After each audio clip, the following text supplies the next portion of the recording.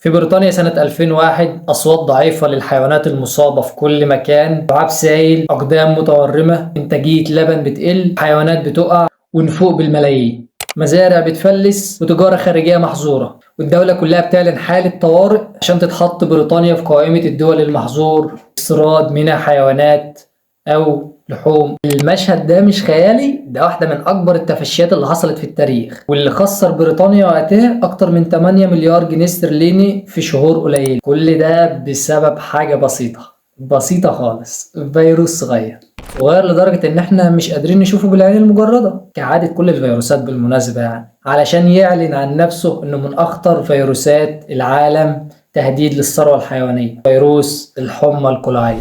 أهلا بكم في بترستان، معكم محمد أبو غزالة.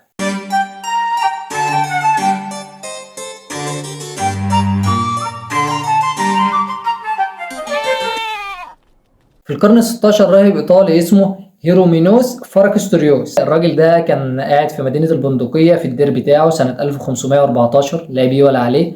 فجأة لاحظ إن الحيوانات بتمتنع عن العلف، وبيظهر احمرار في الأغشية المخاطية وظهور بثور في الفم والأقدام يشبه إلى حد ما المرض بتاعنا. الراجل وقتها وصف أعراض المرض بدقة، لكنه طبعا ما كانش يعرف إيه سبب المرض ده. فضل الوضع كده لحد القرن 19 اللي كان سائد فيه إن البكتيريا هي السبب في كل الأمراض المعدية. البكتيريا هي اللي بتعمل حمى، هي اللي بتعمل عدوى، هي اللي بتعمل كل البلاوي اللي حصلت في الدنيا.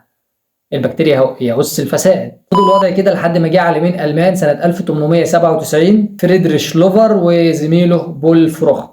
كان هدفهم هو عزل البكتيريا المسببة للحمى القلعية. هم ما يعرفوش سبب المرض ايه لسه، هم عايزين يعزلوا البكتيريا اللي مسببة للمرض ده، لكنهم فشلوا في ده باستخدام تقنيات المزرعة البكتيرية المعروفة في الوقت ده. كانت التجربة الحاسمة هي استخدام المرشحات. قال لك احنا نستخدم فلاتر نفلتر بيها السائل الموجود في الحويصلات اللي جوه فم وعلى أقدام الحيوان. ما احنا عايزين نعرف البكتيريا دي ايه بالظبط، فاحنا هنجيب السائل ده ونفلتره وناخد البكتيريا اللي هتظهر من الفلترات بتاعنا ونعزلها ونعرف بقى ايه البكتيريا ديت فعلا. بعد ما خلصوا خدوا السائل بقى ده اللي فلتروه وحقنوه بقى في حيوان تاني، حيوان سليم ما عندهوش المرض اصلا. المفاجأة ان الحيوان السليم هو كمان بقى مصاب، رغم ان هم حقنوه بسائل خالي من البكتيريا، لانهم فلتروا السائل اصلا عشان يتحط العالمين قدام كائن ما يعرفوهوش، كائن اصغر من البكتيريا.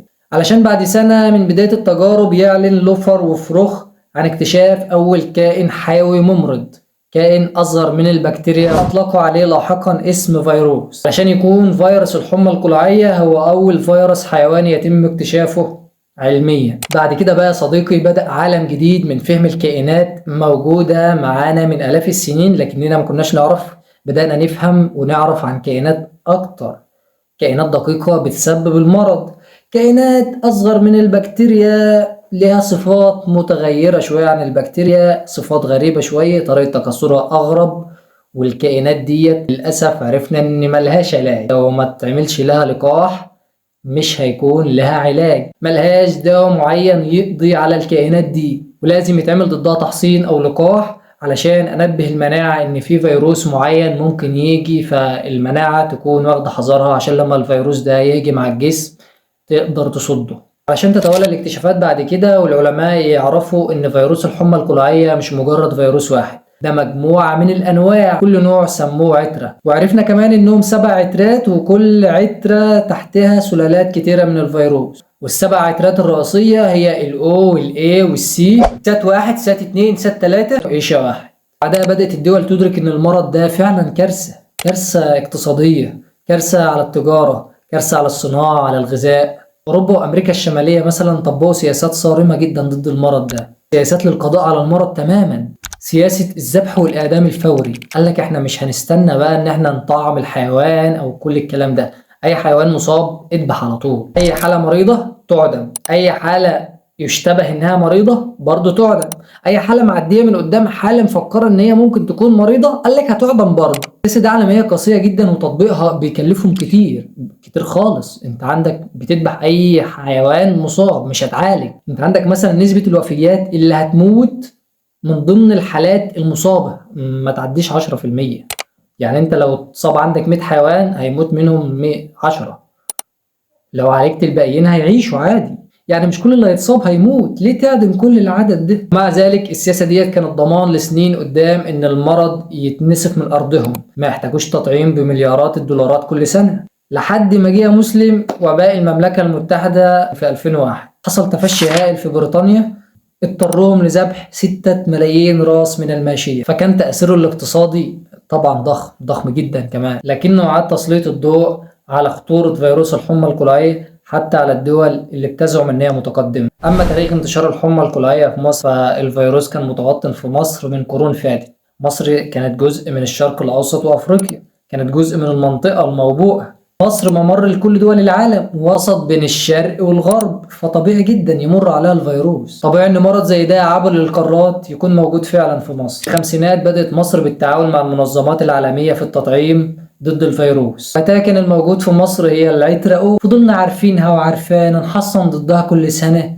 والدنيا ماشية. فضلنا كده لحد 2006، ودي كانت نقطة التحول الأولى وظهور العترة ايه، عترة جديدة ما نعرفش عنها حاجة، حيواناتنا ما عرفتهاش، ما شافتهاش قبل كده، مناعة حيواناتنا مش قادرة تتعرف عليها، فكانت النتيجة إصابات مهولة ونفوق خاصة في المواليد. وبعدها نرجع نحصن ضد العترة A والعترة O، عترتين دخلوا بلدنا هنحصن ضدهم. وزي ما بيقولوا اللي اتلسع من الشوربة ينفخ في الزبادي، وفضلنا ننفخ في الزبادي 6 سنين لحد ما اتلسعنا تاني في 2012 بدخول العترة SAT2.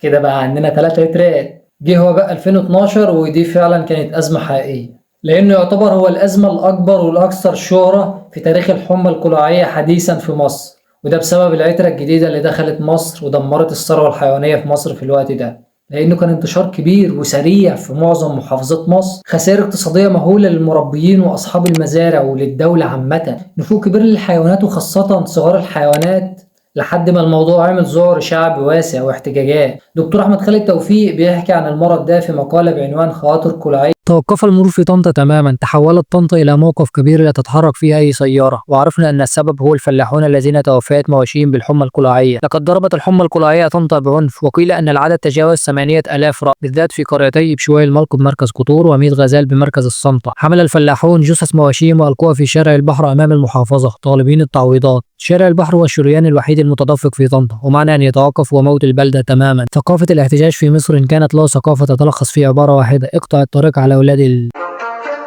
بدأنا بعد 2012 نحصن ال3 عترات اللي دخلوا مصر. العترة أو اللي كانت معانا في الأول خالص، وبعد كده العترة إيه؟ بعد كده العترة SAT2، عشان يبقى مجموع العترات الموجودة في مصر الحمى القلعية هم 3 عترات لحد 2025. وشرف SAT1، وبكده بقى عندنا 4 عترات رئيسية في مصر. باحثين في جامعة الأزهر في كلية الزراعة عملوا بحث عن خسائر مصر الاقتصادية ما بين 1995 ل 2017، وجدوا إن خسائر مصر الاقتصادية بسبب الحمى القلعية والأمراض العابرة للحدود وصل ل 59.5 مليار دولار، وده كله بيروح في نفوق الحيوانات وانخفاض معدلات إنتاج اللحم واللبن وتكلفة التحصين. يعني أي موجة مرض تقلل إنتاج وترفع الأسعار وتضغط على الأمن الغذائي. مشكلة فيروس الحمى القلعية إنه بيصيب كل المقطرات تقريبا، بقر، جاموس، أغنام، معز، حتى الخنازير ده غير الحيوانات اللي بيصيبها في البرية.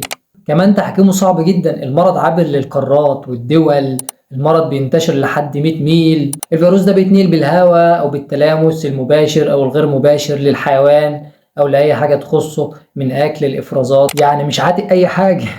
غير ان كل فترة بيحصل فيه طفرة جديدة، طفرة تغير من شكله، تغير من ملامحه، تخليه واحد تاني خالص المناعة مش قادرة تتعرف عليه. يعني انا لو محصن ضد عترة معينة وجات عترة تانية خالص ما حصنتش ضدها اصلا، المناعة مش هتتعرف عليه، فاحتاج لها تحصين تاني غير الاولاني. والطفرات دي مش بس على تركيب الفيروس، لا كمان على اعراضه. المرض كل فترة بيطور من نفسه، بيعمل اعراض اشد من قبل كده، بيكتشف حاجات جديدة يقدر يتحايل بيها على المناعة وعلى الجسم علشان يقدر يخرب فيه اكتر. يعني كان زمان المرض الى حد ما بسيط، شوية حمى على شوية بوح في الفم على شوية انخفاض في الانتاج، والدنيا كانت بتعدي. لحد مع الوقت الفيروس بقى ياخد خبرة اكتر، يعرف ازاي يدمر اكتر، يروح لعضلة القلب الصغار مثلا يعمل حاجة اسمها مايوكاردايتس، يوقف عضلة القلب خلاص يموت.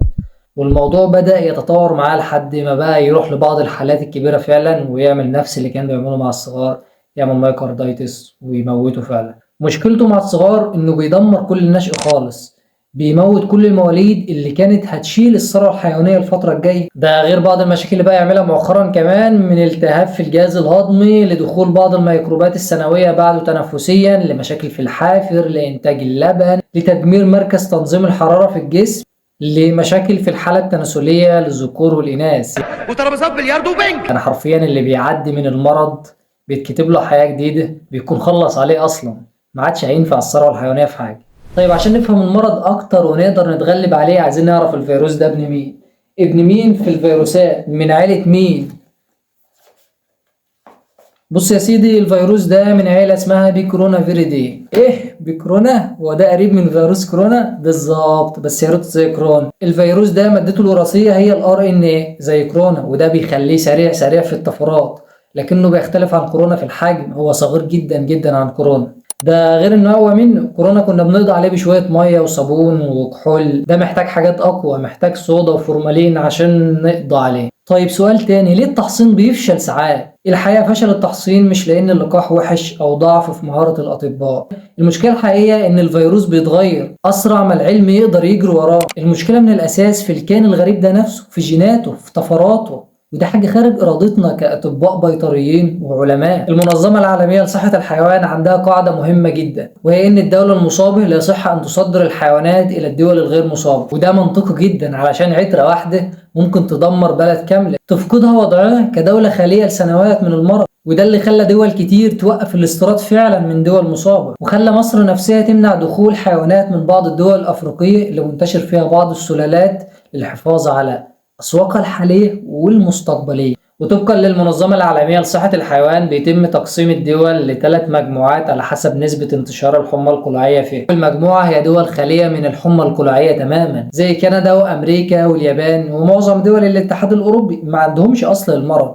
ودي دول مش بتحصن بشكل دوري، لأن زي ما قلنا ما عندهاش أصل المرض، ولو ظهر عندها المرض هي أصلا هتعامل بسياسة الذبح والإعدام. والدول دي تقدر تصدر حيواناتها لكل دول العالم، ما عندهاش مشكلة لأنها ما عندهاش المرض أصلا، بس ما تقدرش تستورد من أي دولة، لازم أن تكون دولة شبهها في نفس المجموعة بتاعتها ما عندهاش المرض. المجموعة التانية وهي دول خالية من الحمى القلعية لكن مع التحصين، الناس دي بتحصن بشكل دوري مع إن ما عندهمش المرض، زي البرازيل وبعض دول أمريكا الجنوبية. المجموعة الثالثة وهي دول موبوءة أو متوطن فيها المرض، زي معظم دول آسيا وأفريقيا، وطبعا من ضمنهم مصر. وطبعا في قيود تجارية أكتر، مش بالسهل أقدر أصدر حيوانات من عندي. طيب السؤال الكبير دلوقتي، مستقبل الثروة الحيوانية في مصر إيه دنيته؟ الحقيقة إن كل انتشار للحمى القلعية بيطرح علينا أسئلة أكتر. لو الفيروس بيطور نفسه أسرع من قدرتنا على إنتاج اللقاحات، والحيوانات محتاجة تتحصن كل 4 شهور، ولو الاعتراضات الجديدة بدأت تظهر كل فترة من حدود أو من تجارة غير شرعية، يبقى السؤال الكبير، هل ممكن يجي يوم نفقد فيه جزء كبير من ثروتنا الحيوانية يهدد أمننا الغذائي بشكل قاطع؟ طبقا للجهاز المركزي للتعبئة والإحصاء، مصر فيها 8 مليون راس من الماشية، يعني أنا محتاج كل سنة الرقم ده مضروب في 3 كعدد لقاحات علشان الحيوانات تقدر تعيش، او ما يحصلش تخريب في الثروه الحيوانيه بسبب الحمى القلعيه، بالاضافه لباقي تحصينات الامراض التانية. فانتاج الكم الهائل ده من التحصينات سنويا هيكلفنا كام؟ ولو قدرنا ننتجه فعلا ونوفره، فين الاطباء البيطريين اللي يقدروا يكفوا الكم الهائل ده من التطعيم مقابل عجز شديد في اطباء الوحدات المعينين للمهمه دي؟ ولو قدرنا نعين اطباء كتير يسدوا العجز ده، فين التوعية وإرشاد المربيين عشان نوصل لمناعة قطيع على الأقل 70%؟ الحقيقة إن إحنا قدام فيروس صغير جدا قادر يغير شكل الأمن الغذائي، يقلب الموازين، يغير المعادلة، بدل ما اللحمة واللبن غاليين يخليهم مستحيل. وهل ممكن في المستقبل نلاقي فيروسات خطيرة تضرب الثروة الحيوانية وتوصل للصحة العامة؟ الحقيقة إن السؤال ده مفتوح، والإجابة اللي عندنا حاليا هي التحصين والترصد والوعي كخط دفاعنا الوحيد. فما تنسوش اللايك والشير والسبسكرايب أعزائي المشاهدين.